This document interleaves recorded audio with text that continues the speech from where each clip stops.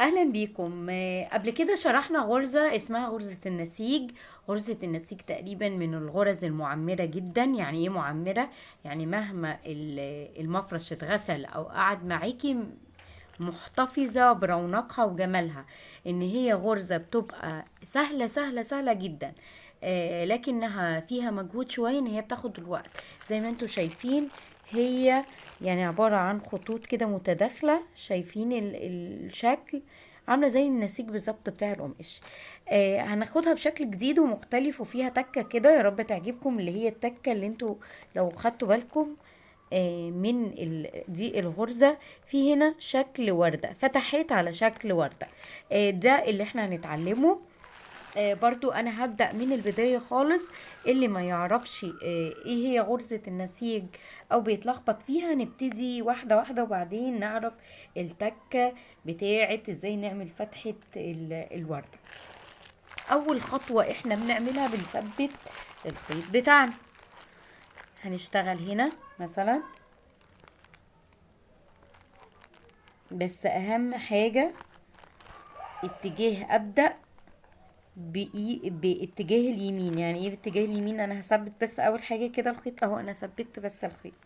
هدخل برضو كده زيادة تثبيت في القطان، واجي ناحية اليمين. الناحية اللي انا ماسكة بيها الابرة هي ايدي اليمين، فانتي بتبدأي من اليمين. تمام. وبعدين بتشدي خط كده. دي اول الغرزة. يعني احنا ثبتنا الخيط، عملنا خط، بنشده وبنوصله الناحية التانية. اللي عارف طريقة الغرزة دي سرع الفيديو، معلش عشان يبقى هو الفيديو هيبقى طويل شوية. فاللي أول مرة يشوفها يا رب يستفاد، واعذروني لو أنا مطولة عشان الكل فيكم يستفاد. أنا هعمل ايه؟ زي ما قلنا، ايدي اليمين ماسكة الإبرة، ايدي الشمال هي اللي بتمسك الخيط. تمام. واهم حاجة وانا بعمل الغرزة بتاعتي حاجتين. اول حاجة ان اللفة تبقى ورا الابرة مش قدام الابرة، وهوريكم. تاني حاجة ان الغرزة دي بتعتمد على ضيق المسافات ما بين الخط للتاني. فانا دلوقتي هعمل ايه؟ مسكت الخيط اهو بايدي الشمال، الابرة بدخلها في القطان من جوه. تمام اهي، بدخلها في القطان، اروح مرجعه الخيط ده ورا كده الابره وطالعه بيها. هتبتدي عندي اول الغرزة بتاعتي. تمام اهي كده انا عملت عقدة. هاجي تاني هدخل فيها 2 في اول واحدة اهي، الخيط ده ورا واطلع كده. انا عملت كام غرزة؟ 2. بمشي مسافة اقل من نص سنتي، او نص سنتي تقريبا، نص سنتي. طلعت سنة وبمد خط تاني كده.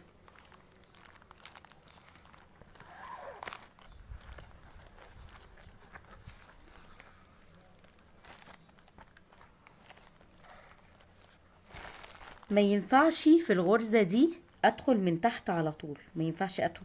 شايفين هيبقى في عندي فراغ، الفراغ ده انا مش عايزة اي فراغات، انا عايزاها تبقى ضيقة زي كده. هاجي بقى في القطان نفسه الحتة اللي فيها فراغ، وهدخل بغرزة الخيط ورا الابرة اهو، كل الاتجاهات عشان تشوفوا اتجاهها ازاي.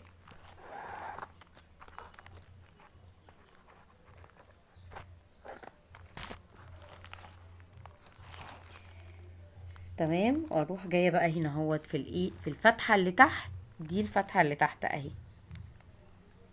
اروح واخداها ورا الخيط اللي انا مديته، والخيط ده ورا الابره، واروح طالعه بيها تاني كده. احنا عملنا غرزتين. هاجي هنا واروح لفه الخيط ده من ورا وطالعه بيها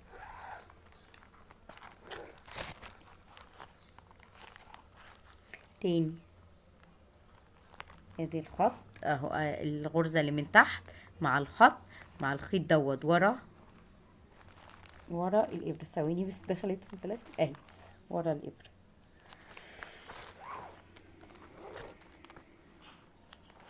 كده. انا عملت ادي 1 2 3 4. هنا المسافة الجزء ده مش واسعة قوي، فهطلع بيها نص سنتي تاني.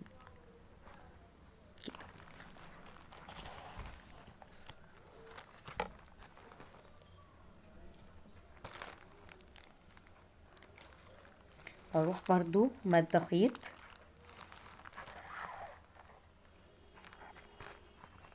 وداخلة بغرزة هنا في القطان عشان المسافة ما تبقاش عندي واسعة، تبقى كله تقريبا قد بعضه، واروح داخلة هنا كمان خيط ورا الابرة، وهكمل زي ما ابتدينا.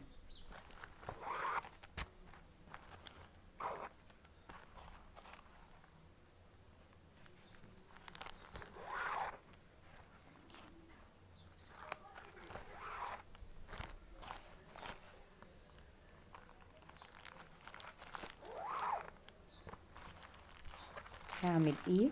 همشي برضو شوية وامد خط كده. لو حسيت هنا المسافة كبيرة ممكن اخد غرزتين، يعني مش شرط غرزة واحدة، المهم متبقاش واسعة معايا، تبقى المسافات متقاربة او قد بعض علشان تديني شكل النسيج.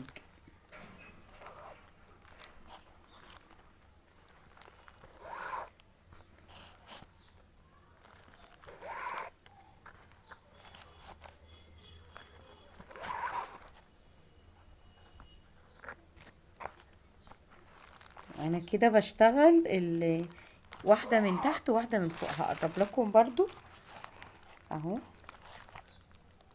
هاخد واحدة من هنا واحدة من هنا واطلع بيها، واحدة من تحت واطلع بيها.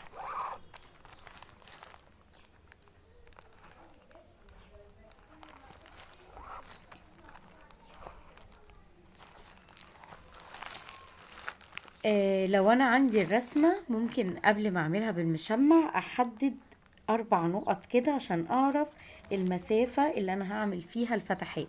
انا هشتغل صفين تاني كده او 3 صفوف تاني وارجع لكم. كده انا عملت خطين بس، هبتدي بقى اكمل الغرزة.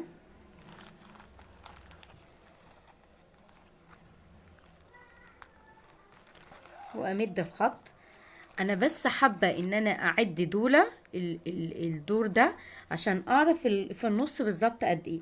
ادي 1 2 3 4 5 6 7 8 9 10 11 12 13 14، يعني تقريبا هنيجي عند الستة والسبعة وهنبتدي نسيب فراغ. هشتغل برضو زي ما وريتكم في البداية خالص. ادي 1 2 3 4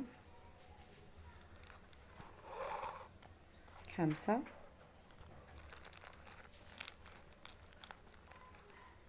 كده انا عملت 5 ادوار. ادي 6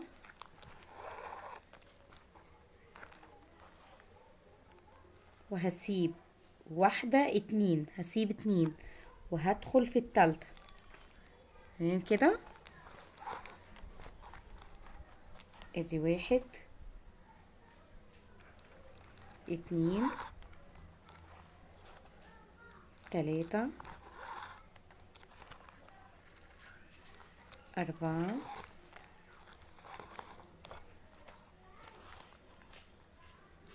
5 6.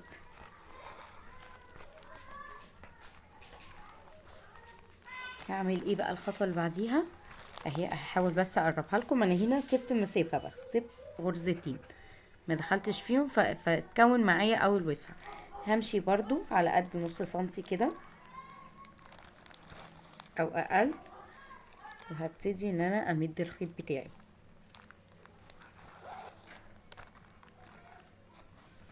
وابتدي. ادي 1، ركزوا عشان هي دي التكة اللي في الغرزة اللي هي الحاجة المختلفة فيها.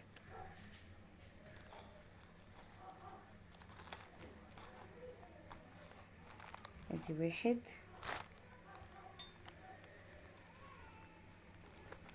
2 3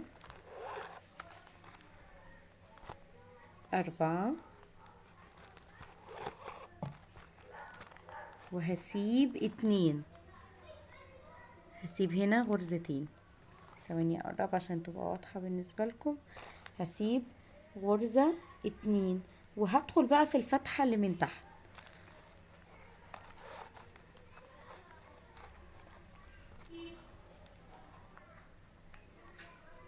كده، وهسيب من هنا كمان 1 2 وادخل في التالتة. يبقى انا اللي من تحت خالص سبت فتحتين، سبت غرزتين وعملت فتحة، هنا سبت غرزتين وعملت فتحتين، وهبتدي اكمل بقية الشغل.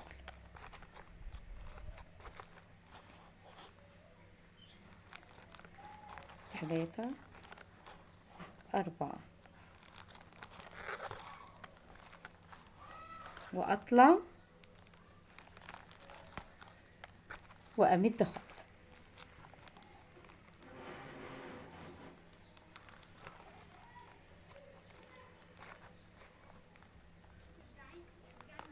ابتدي اعمل ادي 1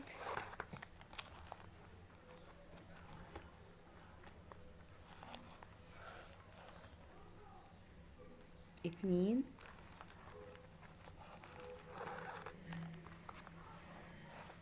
3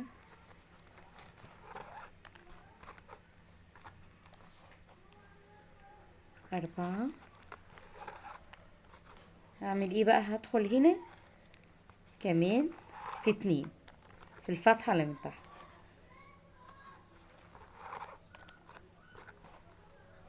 دخلت فيها 2 وهسيب وادخل هنا كمان 2. يعني هعمل دي كده اهي، الخيط ده ورا الابرة، ورا الابرة كده، وهدخل برضو 2 بس هحاول بالابرة كده اوسع اهي. الشكل هيبان اما نعمل الصف اللي فوقيه على طول. ادخل 2 واكمل برضو بقية الغرزة عادي. طبعا احنا اما الغرزة تتشد هيوضح لنا الشكل ده.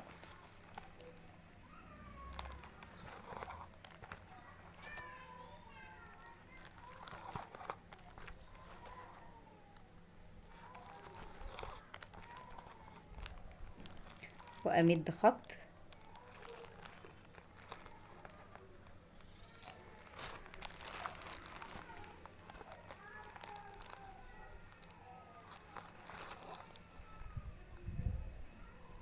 وابتدي اشتغل بقى عادي.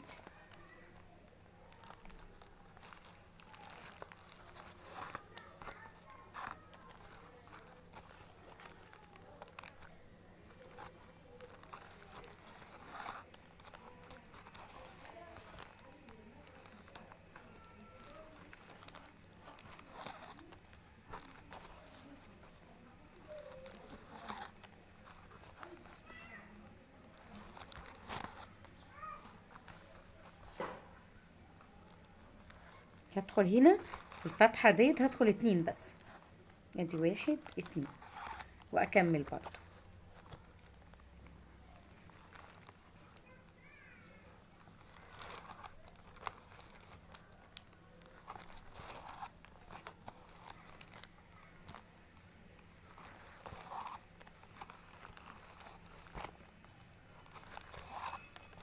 خلاص كده غرزتنا بقى ايه انتهت.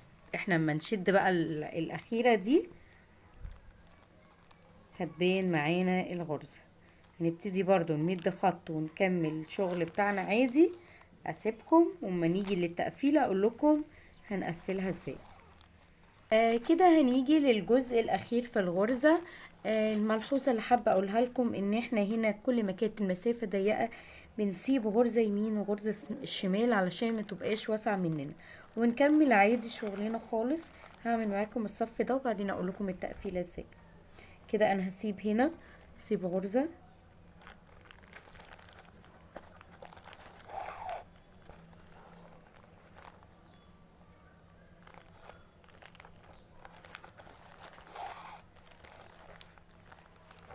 هبتدي بقى اطلع، بس مش هطلع سنة، هطلع بقى لحد ما اقف هنا، ما اقف في الجزء ده.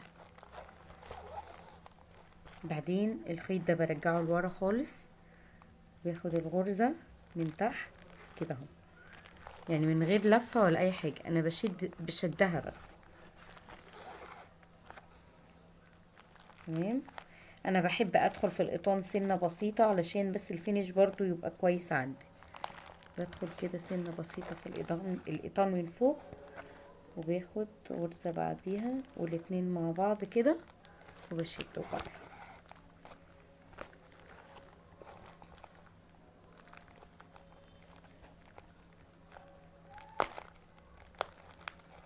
تاني همشي برضو مسافة،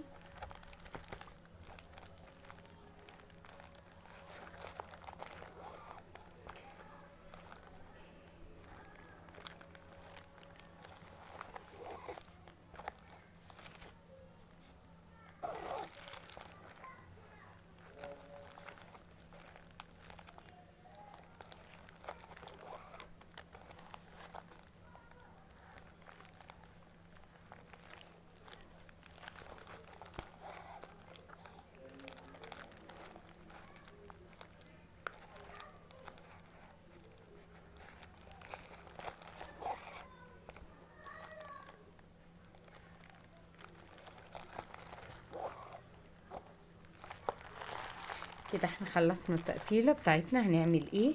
نبتدي نطلع كده، ندخل قصدي جوه القطان،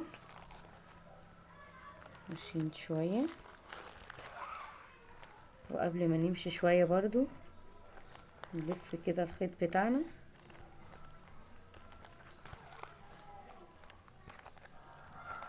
ونمشي شوية كمان.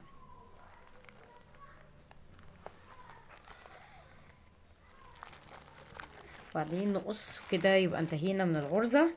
يا رب تكون عجبتكم والشرح يبقى سلس وعرفت اوصل المعلومة. اهي الشكل بتاعها. انا عايزة اقول لكم بس عشان الخلفية بيضة، لكن هي ما بتخلص بتبقى في منتهى الجمال، او ما بتتفك يعني بتبقى حلوة. يا رب تكون عجبتكم. مع الف سلامة، باي باي.